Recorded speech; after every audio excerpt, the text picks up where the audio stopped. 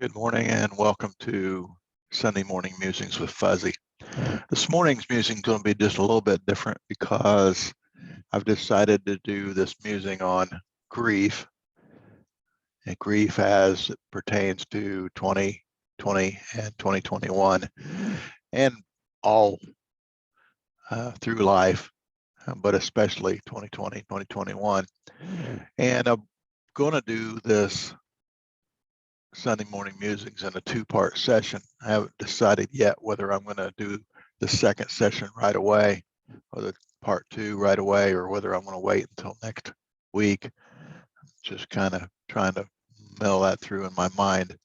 But there's no way that we can talk about grief and how it affects our world and our immediate circle and everybody around us, including us, without making that at least two parts. Many people have wrote books about it. Elizabeth Kubler-Ross was one who wrote a book called On Death and Dying, and basically lays out the 5 stages of grief. David Kessler wrote a really good book. He studied under Elizabeth Kubler-Ross. His book was called Finding Meaning. We're going to talk about that a little bit more as we go along.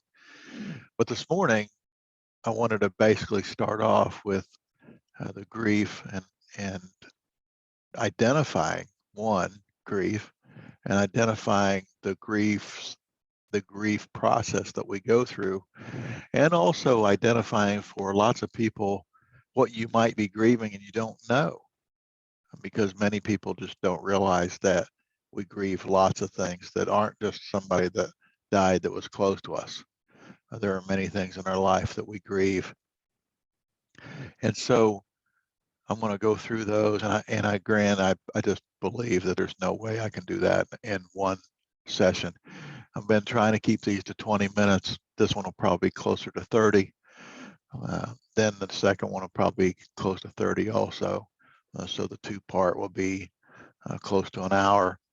I implore you, I ask you, give you permission to share both of these as much as you want, because the more we help people through the grief, the better off they are and the people around them are. Just recently, this has been brought to my attention even more and more because of the way people are grieving in 2020 and 2021. So I'd like to start with that, calling this Grief 101 Part 1, and then the next one will be Grief 101 Part 2. So what do we grieve? What is it that we actually grieve? First thing, and the foremost thing that most people know that they grieve, is they grieve the loss of someone that was very close to them.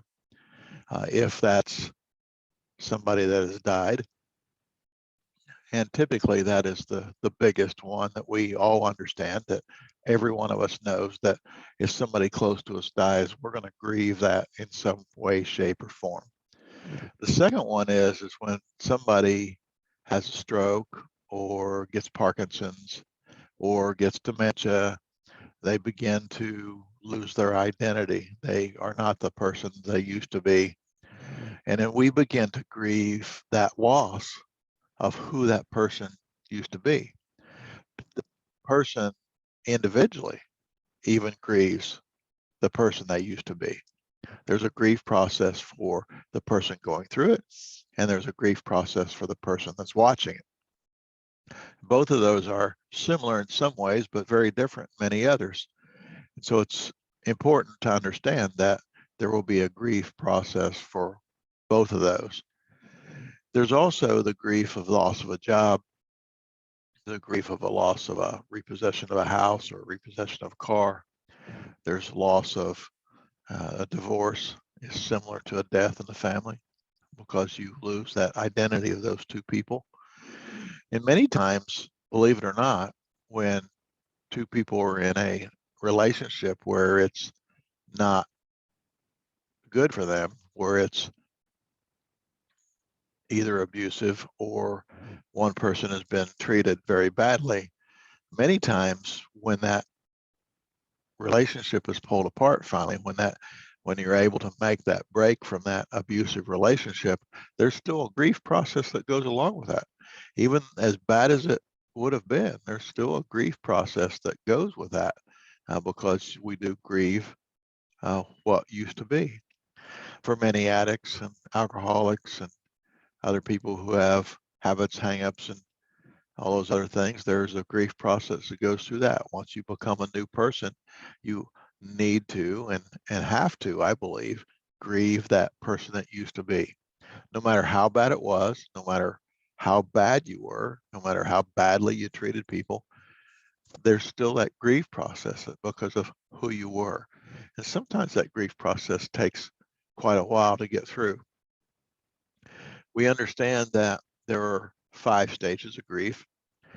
Many people possibly say there's 10 or 12. And as a rule of thumb, there are basically 5. And recently there's been a 6th one added, which I talk about a lot in my daily posts, but I truly believe is true. And so I'm going to talk about that in this session also. Grief. Denial is the first stage to grief. Bargaining is the second stage to grief. Anger, 3rd stage. Depression, 4th stage. Acceptance, 5th stage. And finding meaning, the 6th stage. Now, we must know that now I've named all 6 of those off, and if it would be easier for you to write all those down, that'd be something. You can always pause this and back it up and replay it so that you can watch that again. But it's denial, bargaining, anger, depression, acceptance, finding meaning. And all those aren't linear. And what I mean by they're not linear is you don't always go through those all in one straight line. Many people jump them. Many people jump from one to the other. They jump back and forth. They maybe start out with bargaining. Maybe they, who knows where they started out, but who knows where they're at now. Many people try to skip anger because it's hurtful and move right to the depression stage. We know that anger pushed down and held inside turns into depression. And we're going to talk about all 5 or all 6 of these stages one by one so you completely understand them. And maybe this will help you understand where you're at. Maybe currently you're grieving a loss that you're not sure about, not positive where you're at. And this will help you understand where you're at in that process. Grief is much like an ocean, though. And an ocean has waves, sometimes bigger than others, sometimes smaller than others, sometimes calm. And what happens is that as we move through these stages of grief, typically that ocean gets calmer and calmer. But then I always tell everybody there's always the chance of the rogue wave. And that rogue wave will catch us when we're least expecting it. It will knock us down when we're not expecting it. It will literally take the breath out of our sails if it hits us when we're not expecting it. And we're going to talk about that more in the second part, I believe, because how to prevent some of those rogue waves from knocking the breath out of you. But there are always going to be those rogue waves. There are going to be birthdays of that person you lost. There are going to be anniversaries of the death. There are going to be anniversaries of your life together. There are going to be Christmas and New Year's and Thanksgiving, and Mother's Day and Father's Day, and all those things can cause rogue waves. They are all what we call triggers, or could be triggers. In part 2, we're going to talk about how to alleviate some of those triggers, because this is what I believe. I believe that if you know and expect there's going to be some trigger, then you can get ahead of that and possibly even head it off, where it still probably will affect you, but it won't affect you as much. And we're going to talk about that in part 2 also. Triggers, how to effectively get ahead of them. We're going to talk about how to grieve, how to get through that grief process, how to possibly grieve a loved one yearly and help with that process.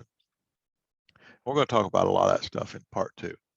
Well, let's get back to part 1 and talk about a grief that maybe you haven't heard about before.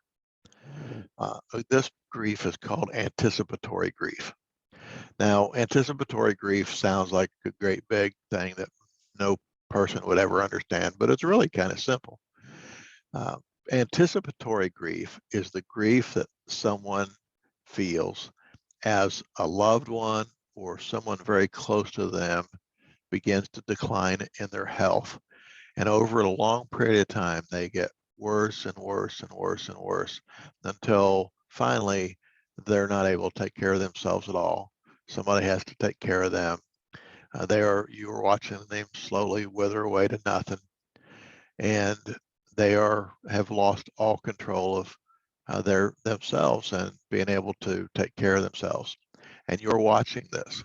That's that anticipatory grief. What lots of people don't understand is with anticipatory grief is that you've already started going through these 6 stages of grief, and it wouldn't be unusual that when this person finally passes away, when this person finally dies, that you don't feel relief, that you feel some sort of, oh, thank God, no more suffering, no more pain. Finally, my loved one is free. And that's not unusual at all. Matter of fact, not only is it not unusual, I think it's fitting. You know, we as people who love someone that's very close to us and watching them die right in front of us slowly and methodically is hard work. And to be able to grieve that through that loss of who that person used to be is very important.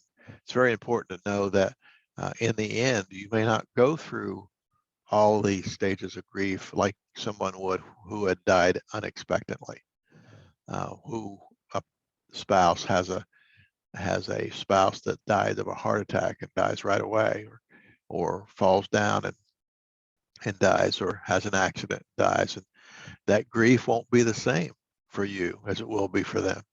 We also got to know that the grief for many people won't be the same as other people's. People don't grieve the same. My grief is not the same as my wife's grief. My sister's grief is not the same as my grief. You cannot grieve for somebody else, and nobody else can grieve for you. It's just the way it is. Grief is grief. And so let's start with the stages of grief. And hopefully if at any time during all of these sessions that there's a question that comes up that you're not 100% sure of, should I be feeling this way or should I not be feeling this way? You know, don't hesitate to reach out to me.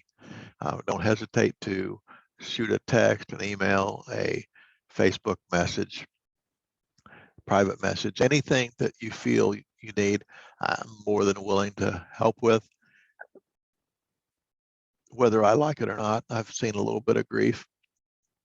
I've been involved in a little bit of grief, and I have studied quite a bit about grief, and probably know more than I care to know about grief. But I do know, and I believe I can help.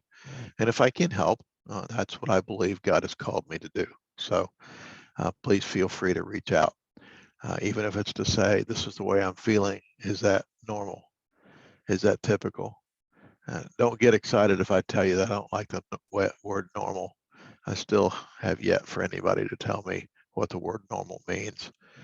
I think it's very typical the way people act sometimes to tell me that somebody's normal. I just don't know. And I don't know anybody that's normal, including myself.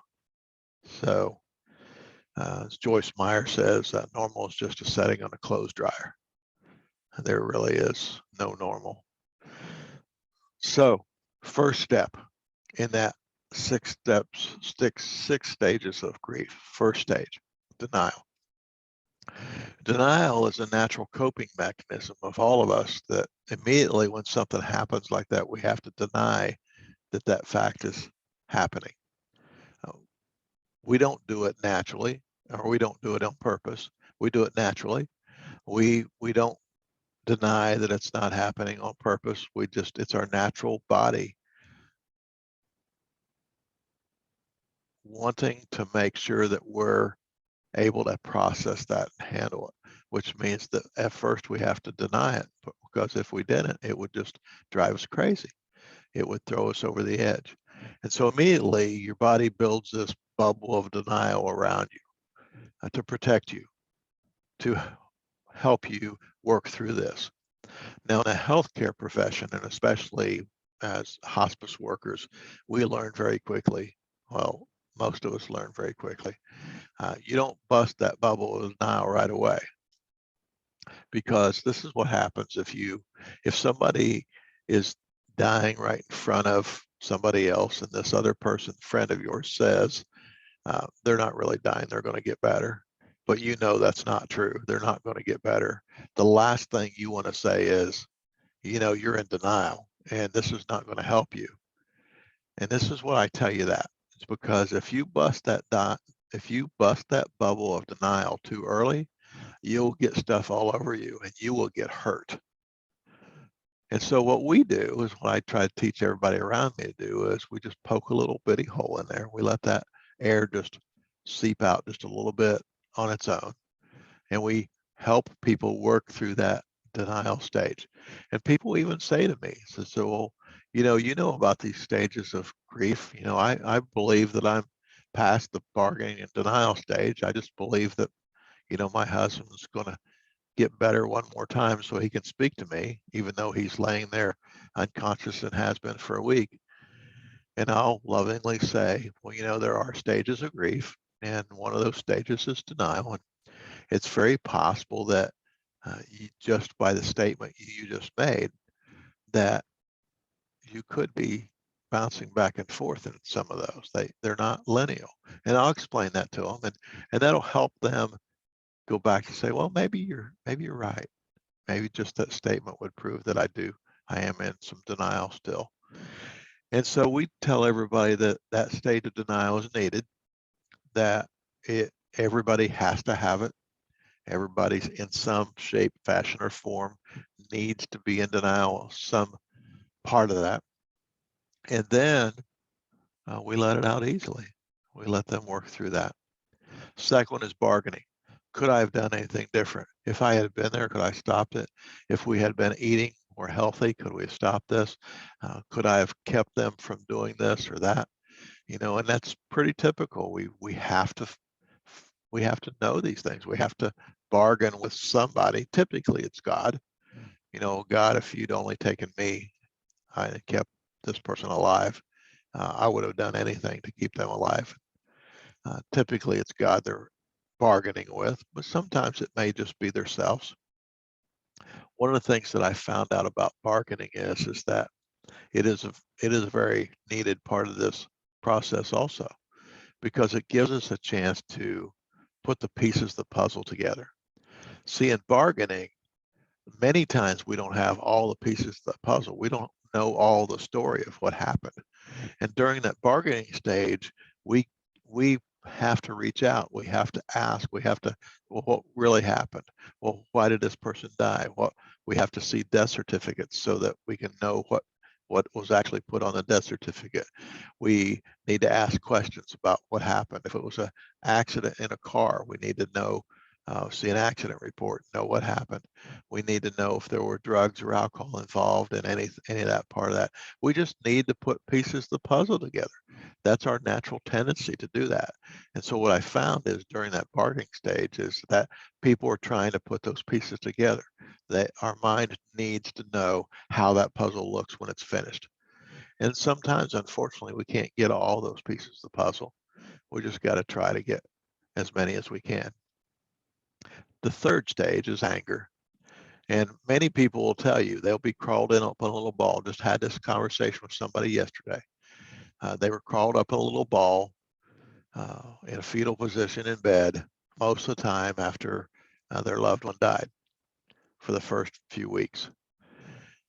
And then they said to me, well, I think I've gotten past the anger stage. And I said to them, well, depression is just anger turned inward. So my guess would be is that you moved to the depression stage and you went past the anger stage. You didn't deal with your anger. Everybody has to deal with your anger. You have to deal with your anger. And the fact is that sometimes we aren't angry at the right person or the right thing. Let me try to explain. I'm going to try to be very, very cautious how to address this, because most of the time when that anger of somebody is dying is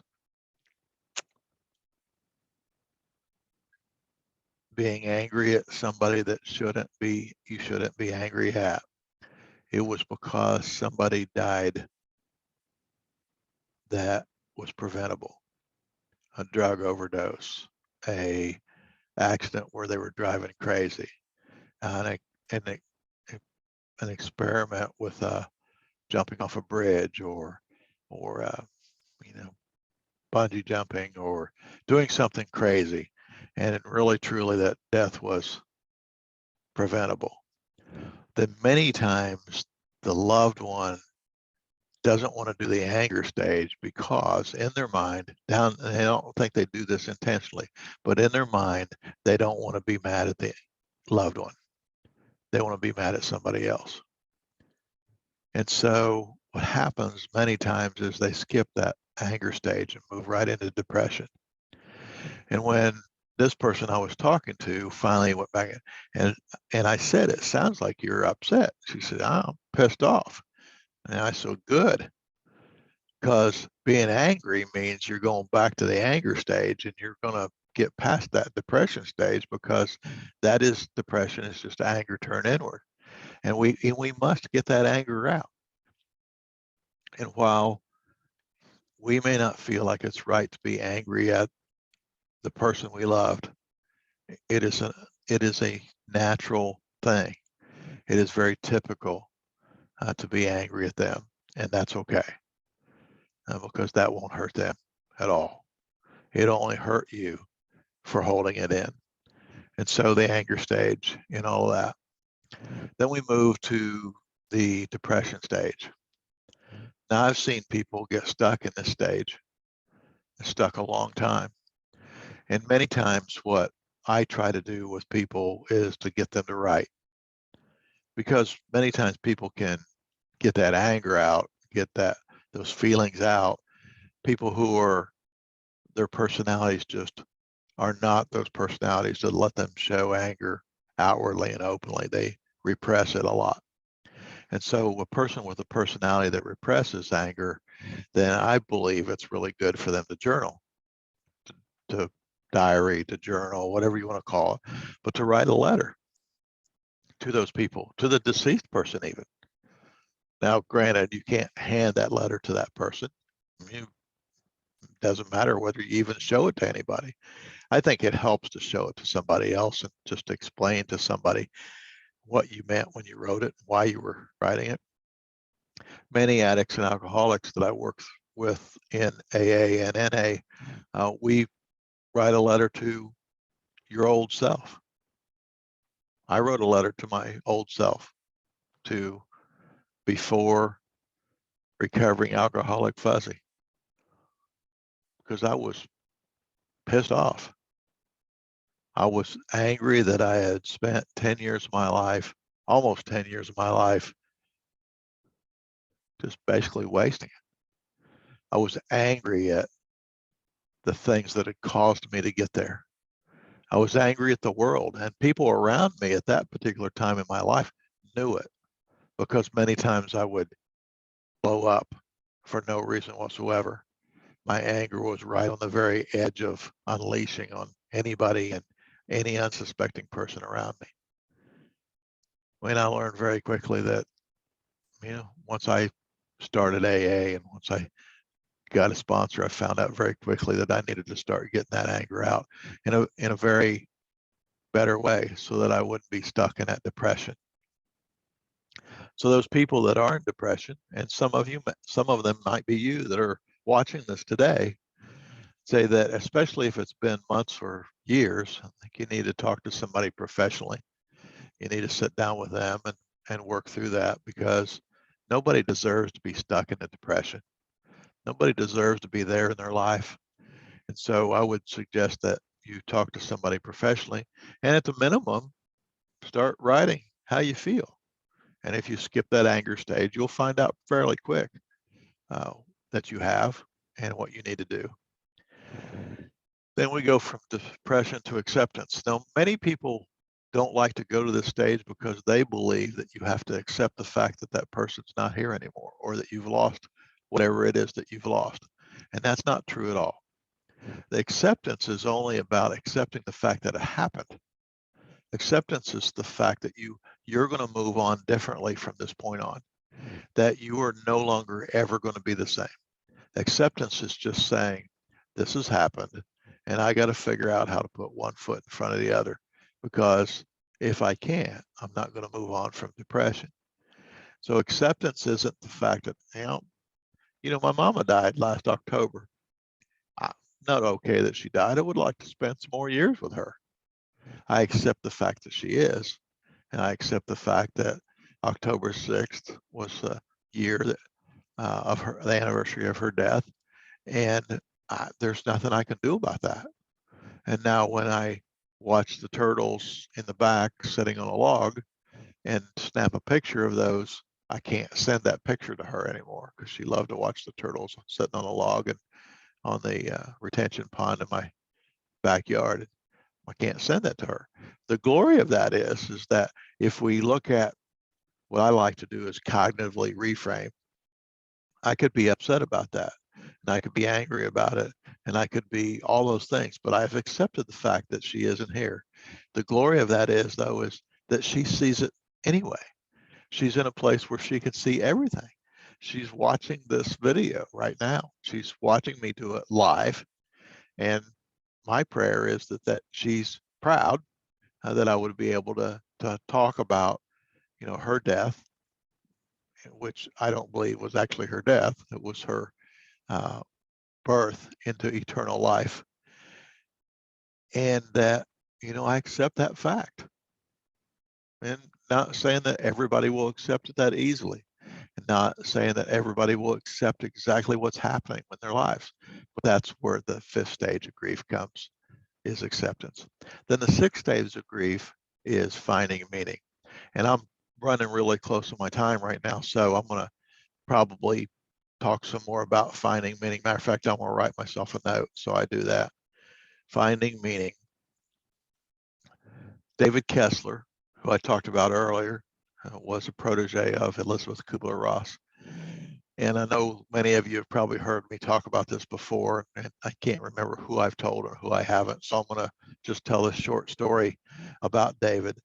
David writes a book called Finding Meaning.